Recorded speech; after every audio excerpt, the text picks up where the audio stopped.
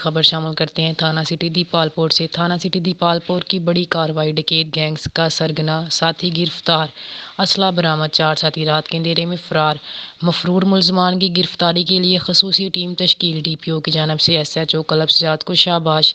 DSP monitoring करेंगे। Police तर्जमान के मुताबिक थाना सिटी दीपालपुर की हदूद में गुज़श्ता कुछ अरसे से सलीम सल्लू डकैत गैंग ने खौफ की फ़िज़ा पैदा कर रखी थी, जिस पर एसएचओ कलब सजाद ने एसडीपीओ शबीर अहमद वड़ैच इत्मीनान में लेकर अपने तजर्बे की बुनियाद पर प्लानिंग की, जिसमें कामयाबी हुई और पुलिस ने रात के वक्त सोबा राम पुल के करीब छापा मारा, जहां से डकैत गैंग का सरगना मोहम्मद सलीम उर्फ सल्लू और इसके एक साथी जवेद सकना उर्फ आरिफ वाला को असला समेत गिरफ्तार कर लिया, जहां इनके 4 साथी रात के अंधेरे का फ़ायदा उठाते हुए फरार हो गए, जिनमें आकब उर्फ आकबी सकना, आरिफ वाला, साजिद उर्फ शानी सकना, धूप सड़ी, नासर और मुजम्मल सकना फजल इलाही कलोनी शामिल हैं।